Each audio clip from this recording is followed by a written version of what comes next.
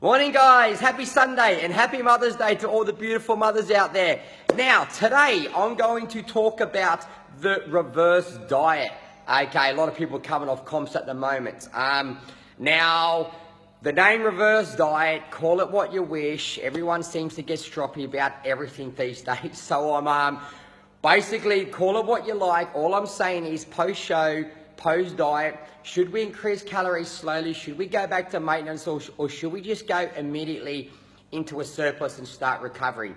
Well, I'm going to give you plenty of examples and I'm going to give you reasons to use basically all three. Now, years and years ago, it was very renowned that we'd try and finish a show.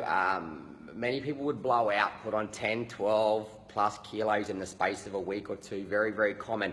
Then things changed and all of a sudden people started understanding about post-show we need to increase calories very slowly. And then what we have found that increasing calories too slowly is probably more inclined to make people binge. So while they're increasing calories slowly, they're binging. So now they're actually putting on weight but the calories are slow. So there's all these different little scenarios. And I'll give you a couple of little examples to break it all down to make it nice and simple. Because I love to work nice and simple, okay, because simple works. Now, I'll use myself as an example that's just come off 20 odd weeks of dieting. Now, I finished my weight, I was around 74 kilo thereabouts. Today I'm about just under 80. So I've put on about 6.5 kilo in exactly 2 weeks. For me, that's actually, that's great, that's fine. What I did was, in the past, I have reversed very slowly. So let's say as an example, again, I finished on 2,000 calories. I might have bumped up to maybe 2,300, 400, and then slowly increased maybe 100 calories thereabouts a week. I won't get too technical, but that's a little prime example. This time I decided not to. This time I decided to go from 2,000 and actually hit it straight up to around that 2,700 mark. The reason I did so was I actually felt quite good after my shows and I wanted to get straight into muscle building. I wanted to get straight into recovery and I wanted to get my hormone levels, thyroid, metabolism, everything back to square one as quick as I can. Why? Because I'm busy, I want to start building. It's coming into winter as well, so it's not going to worry if I carry a couple of kilos of extra layer of body fat either. However, the body fat's going to make me also feel a lot better in that as well. So that in that case, that's what I've decided to do. However, on the other spectrum of the scale, there are people out there that generally post-show want to stay lean. Most people don't want to lose the body that they've just worked for 20 plus weeks to get. They do not want to lose it in a week or two. So that aspect, as a coach, what I would do, I would be taking that into consideration as well. So I've got clients divided here. And the reason why I divide them according to their goal. Now, if I've got a client that I know is an adamant tracker, they track their food religiously. Look, pardon me. They track their food religiously. Now, that person, I reckon, would suit the nice, slow reverse because they're always strict. They know no other, and that's fine. So let's say, for example, they finish on 100 carbs. Okay, she's a figure girl, fitness bikini, whatever it might be. I might bring them straight up to maybe around that 150 carbs. But what I'd say, I'd probably say, let's not track our greens. That'll be just starch carbs. All of a sudden, they've gained 50 carbs plus additional, but I'd really say up their greens, okay? And that's going to help satisfy them as well. Now, that type of person would suit the slow reverse easily. Now, let's go on the other scale. Let's go on the general public here, okay? Because this is the category most people are going to fall in on. Let's say you've just finished show and you are known to have a history of, let's say, some sort of eating disorder, binging, and you've done your show, you've got there, you might have fought your way there, but you've got there. So you are in that danger zone of that 2-3 weeks post-show. So this type of person, I would really have a chat to them and let them understand, look, if you finished on example, I'll just use that 100 carbs again. And if I'm going to reverse them slowly, and I might have to be a little bit more conservative and put them on 120, 130 carbs, bring fats up to somewhere, they might have finished on 35 grams a day or 40 or something. I might bring that up to maybe 50 thereabouts. And I'll start it there, and again, I'll make them not track greens and try to eat an abundance of that to try to fill up, I should say. Now, that's, if you break it down into calorie-wise, it's probably only going to be like 100 calories, if that, to be very honest. Now, someone that's been dieting for 20 weeks or 40 weeks or 30, depends on what their journey is, that's not very much. Now, the worst thing I reckon someone can do in a reverse diet, and this is the most important, crucial point I can give to anyone. If you were, let's say you finish on 1,300 calories and you just jack it up to say 1,500 calories, someone that's just been dieting for a long time, that is not that much. I know there has to be some control post-show, but it's still not that much. Now, what that person will be inclined to do is, while them calories are still relatively low, they are going to binge. Let's be realistic. I don't care who you are. There will be people that will binge. Now, once your calories are low and then you start binging, that's when the weight's going to come on automatically, and a lot of weight. And then all of a sudden they'll pull it back for a day, and then all of a sudden they might binge again.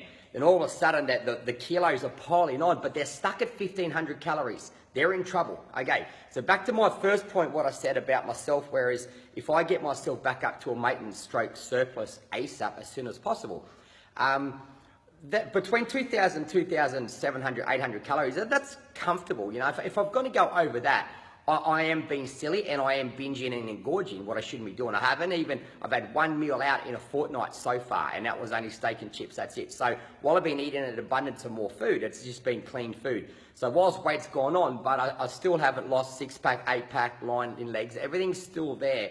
I'm still being, and that will increase again. Next week I'll probably go up by another few hundred calories as well. So I'm almost, within a fortnight, I'm almost actually out of the danger zone. To a degree, because my calories are going to be around 3,000 next week, and I'm only really, 5.5 kilos, 6 at tops up. So it's not a bad position to be in. But if you're going to be very low calories and you're reversing excessively slow, and you are binging on top of that, you're better off getting the calories up a little bit quicker, something that you can sustain, and then just grind out that couple of weeks, and maybe have a little free meal on the weekend or thereabouts. Okay, so the reverse, it really comes down to the individual. A coach is really going to have to determine which individuals they think can get straight into say at least a maintenance area where they've got an acceptable amount of food, but they're not going to put too much weight on. Whereas if you go reverse too slow and someone's going to do it multiple binges on top of that, all of a sudden they put on, if a female puts on 5 kilo in a week, don't laugh, that's very, very, very common, but the calories are still super low. Let's be realistic, they're going to probably do the same next week potentially. Then all of a sudden they're 7 kilos on, and they're still only 300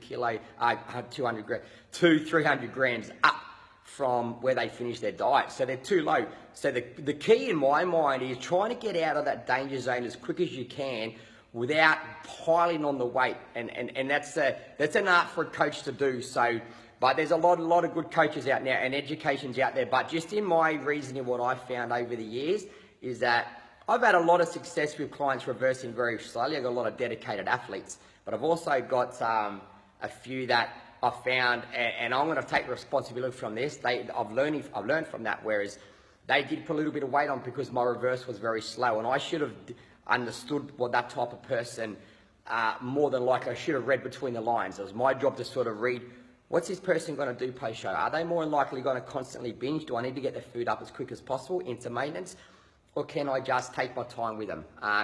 Genuinely, for me, I find that it's about probably 70% I can reverse them at a slow to moderate pace, not too slow, but there's another percentage where I've just got to go, you know what, I need to get them out of this danger zone before they're stuck on 1,300, 14, 1,500 calories and they're 10 kilos up. Again, don't laugh because that's very, very, very common. The best thing you can do is having your food up. You might sacrifice 3-4 kilos. You might look a little bit soft for, 2, 3, 4 weeks, but the body will settle down. It will adapt to all that. And again, you've got the luxury at the moment, you're coming into winter, okay? So you carry a couple of extra layers. That's okay because your calories are high. You have something to cut back from. But in saying that, while I'm saying maintenance, where it be a maintenance level for, everyone's maintenance will change, okay? Your maintenance won't be the maintenance now that it was before you started your diet. Let's say your maintenance, you are holding your weight at 2,500 calories as an example. Your maintenance now could be, it could be 1,700 calories, obviously where your weight will be stable. It's hard, it's impossible to say.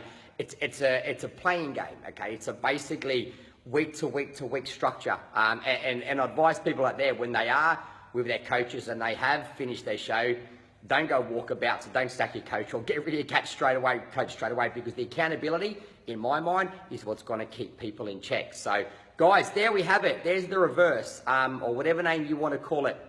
I know it's gone for longer than I I would like. I could probably talk about half an hour on the topic, but the point of trying to get to is the coach has to identify which clients they can reverse slowly, which clients they need to get out of the danger zone as soon as possible. Now, there is no right or wrong on this. So I don't want a whole heap of comments at the bottom from people saying, but.